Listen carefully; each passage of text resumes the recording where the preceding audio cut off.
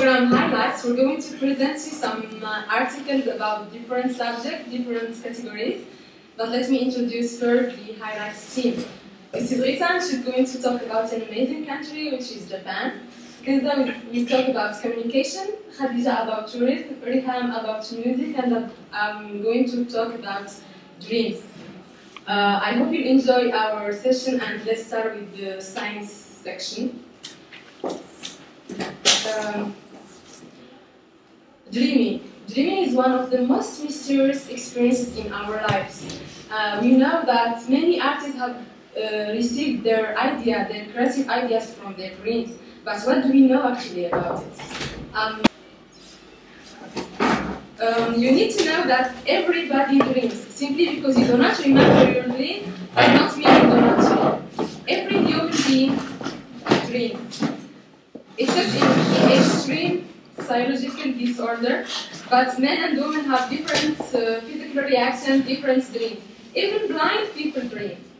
People who are born blind cannot see images, but can use their other smells like sound, touch, and emotion. And people who become blind after birth can see images in their dreams. Second fact, you forget 90% of your dreams. Within 5 minutes of waking, half of your dream is forgotten, and within 90% of your dream is gone. So if you want to remember your dream, just try to write it down immediately after you wake up. You are paralyzed while you sleep. Believe it or not, your body is virtually paralyzed during your sleep, most likely to prevent it from acting out of aspects of your dreams.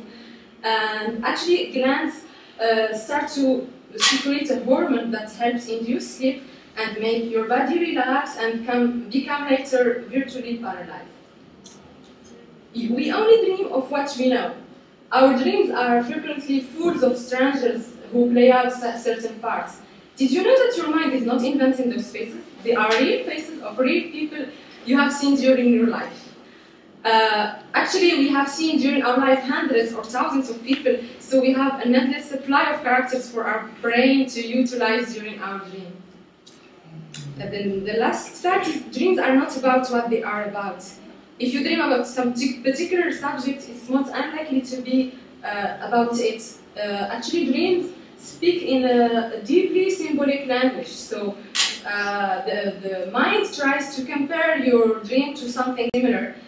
So whatever symbol your dream picks on, it's most unlikely to be a symbol for itself. A symbol for something else. Inception was one of the greatest movies that talked about the subject, and it has described some aspects of dreaming, like the time factor. The deeper you go into a dream state, the faster your mind is able to imagine and perceive things. So the deeper you go into dreams, it turns minutes into hours, into days, and etc. And the movie has used this and has created some truly awesome choreographed scenes in the movie. But is that true? Actually, the rate at which time passes while dreaming has been shown to be about the same while dreaming. Researchers have proven that the illusion of time is created by the brain itself. And some studies have been conducted and demonstrated that the time of dream is about to be equal or similar to the time in dreaming. So if you dream about an activity that could take 5 minutes in waking life, you probably dream about it for a full 5 minutes. The next aspect is dreams feel real to us when we are dreaming, and we do not remember the beginning of our dream. We only realize that the dream we had was strange after we wake up. Part of the reason is our mind's ability to construct like a false real setting world for us to interact with in dreams. The most often it's like a city populated with people who are walking around. In Inception, those people are called projections. We're going to post a video about it in our Facebook page. Please look at it and you will see this aspect. But I would like to add something, that the movie was able to put the viewers in confusion whether the actor was dreaming or not at the end. But how can we know if we are dreaming or awake? Or are we able to recognize that we are really dreaming? The answer is lucid dreaming. There have been some research done on the dream control, especially in the area of lucid dreaming, which is a learned skill that occurs when you are dreaming, you realize that you are dreaming, and then you can influence the content of your dream, all while you are still asleep. I think controlling your dream can be such a cool thing to be able to do, but it's a difficult skill that needs a special training. We're going to give you some more details about it in our next episode, and now let's talk about something else. So, as Raja was talking about the tremendous world of dreams, I choose to talk to you about a dreamland, which is Japan. And I'm going to highlight some special things that could best describe this unreachable country. So first I'm going to talk about the must-be place in Tokyo, which is called Shibuya, and it's the must-be place in Tokyo. It's what they call the meccas of youth, and it's an entertainment and wonderland and fashion, and but it's also a major business and transport center. And we all know that Japan is a land of cultures, and all these are really shown in Shibuya. And we can meet lots of phenomena especially during weekend, because you'd like to meet there to show their rebellion against adult rules and their rebellion against society, because we all know that Japanese has a very quick pace of life. They are really stressed, so they want to just chill out during weekends on Shibuya streets. You can see a picture of it here, and it's always really crowded. Another image, this is what we call the Scrambled Crossing. It's very famous. So next I'm going to talk to you about a phenomenon that you could meet on Tokyo streets during weekend on Shibuya, which is called cosplays. And by the way, it's a word from English. It's for costume and plays, and it's a way of art performance where the person can just represent a character of his favorite character of comics, of mangas, which are Japanese comics. You can see here a cosplay of Naruto. And another one for Death Note cosplays here.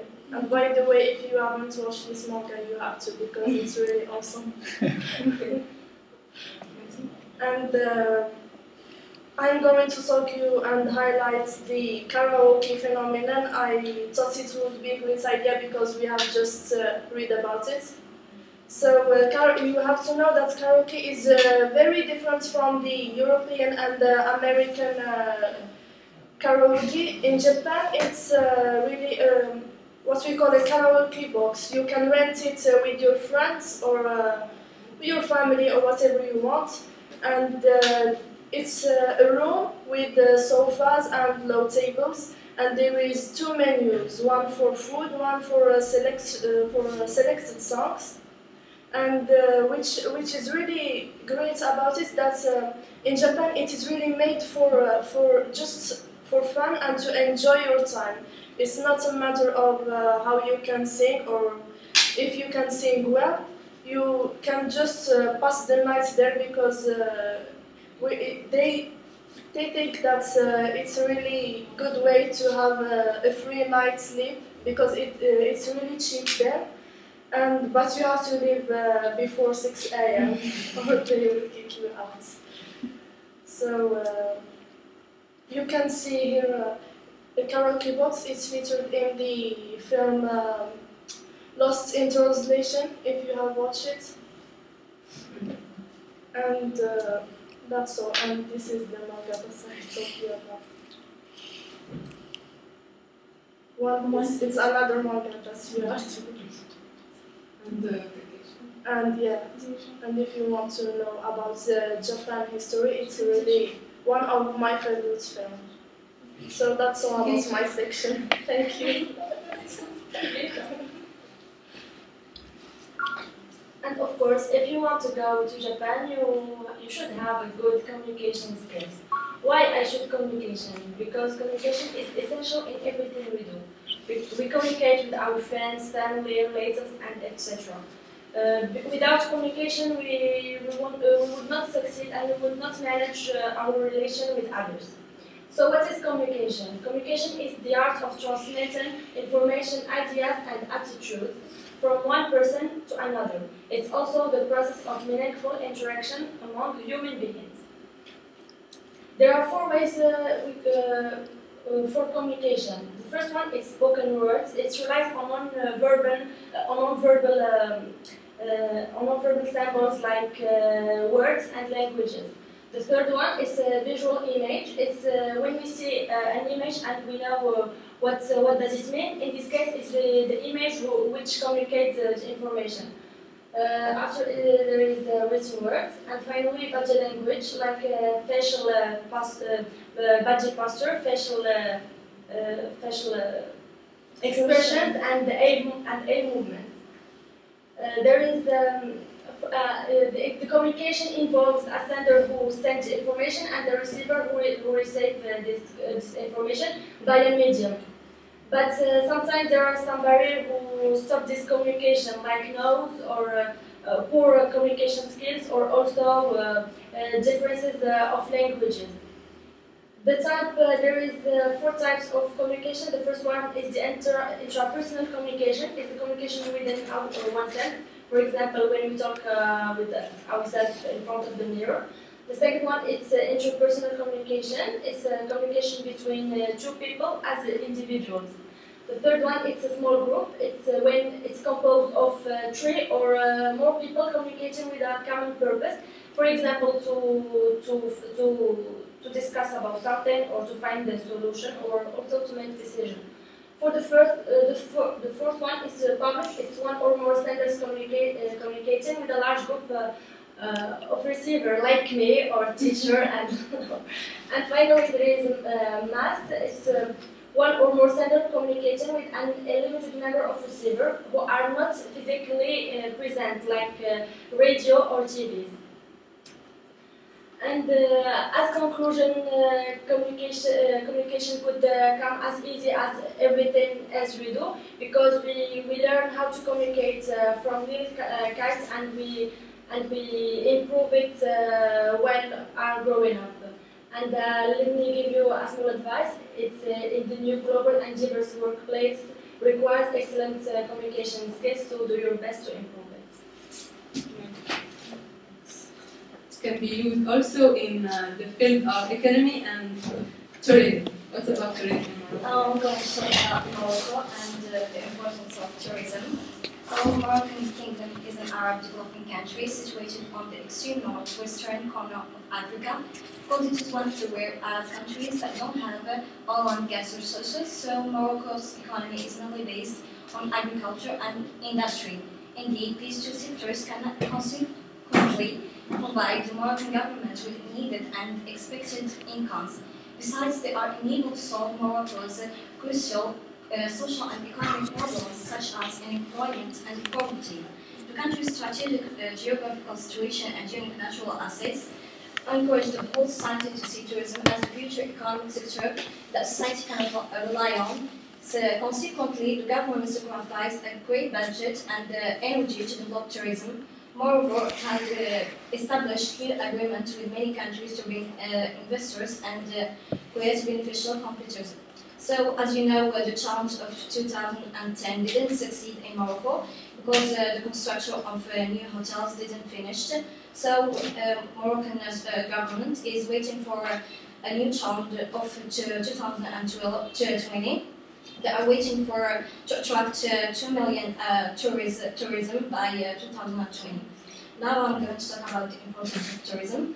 Tourism in Morocco is a vital industry as it not only promotes the country on various levels, including investments, but assists the local population in carving out and exists in Morocco is a country filled with unique attraction and extraordinary landscapes that are enjoyed by thousands of visitors each year. Recognizing the importance of this industry, the government have made the decision to boost the industry over a 5-year period and have set aside a staggering amount of money to make the project a reality. Now I'm going to talk about some amazing places that every visitor would like to see, like Hassan Second Mosque or like Kutubiyya Mosque. Okay.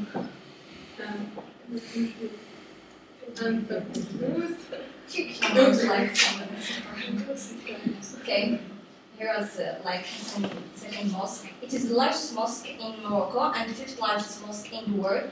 Built on reclaimed land, almost half of the surface of the mosque lies over the Atlantic water. The mosque displays strong Moorish influence and the architecture of the building similar to those in Spain. Tourists can view the interior of for long-hour guided tours that depart several times daily. As you know, Hassan II wanted to build this mosque next to our because God said that his chair is on the top of water, so he wanted to do it like that. I'm going to talk about Kutubiyya Mosque in Marrakesh. It is one of the most famous landmarks in Morocco for its historical value. The largest mosque in Marrakesh and is famed especially for its magnificent minaret, the oldest of the 3 great Muwahhidin minarets remaining in the world. The construction of this mosque began around 1150. Now I'm going to talk about Ras Al Wali.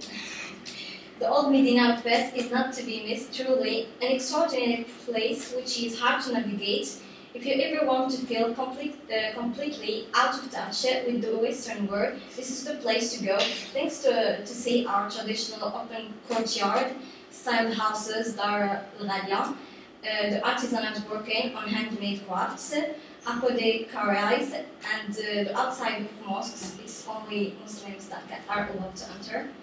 Fountains, shops, exotic architecture, and of course the carpet shores. Fountains. Going to talk about gastronomy.